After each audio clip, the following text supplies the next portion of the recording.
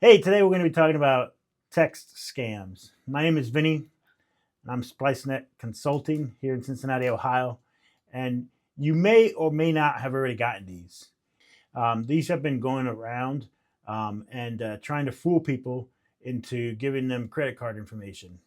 Essentially, what they do is they send you a text saying, hey, you went through this toll and you didn't pay.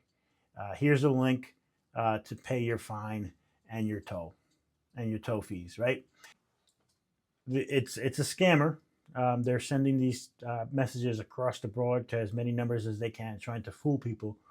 And so, what do you do, or how do you protect yourself against something like this?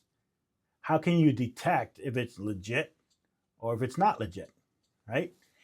One of the things that you need to pay attention to, first of all, is I never ever respond to a text message like that. Sometimes I get notices from my bank and I don't respond to them and I don't click on the links that they sent, right?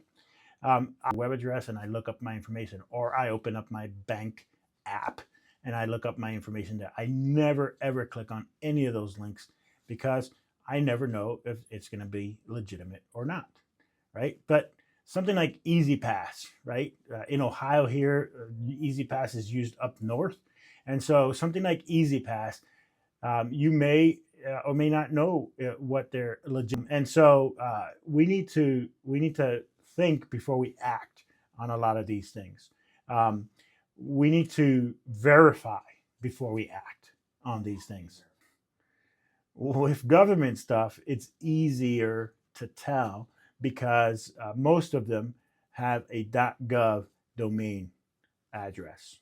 And so when you do a Google search or a web search, you'll be able to find out the legitimate ones with .gov. And those are pretty restricted on who can get them, right? But with something like Easy Pass, if you do a search on just Easy Pass, you're going to get multiple hits from different states.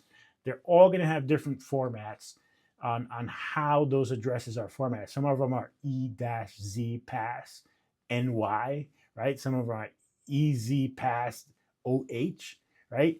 All one word. And so how do you know which is the legitimate site, right? Well, good thing is that we have protections and tools that you can use for that, right? That can help you filter out or at least block if you attempt to go to a site that's not legitimate.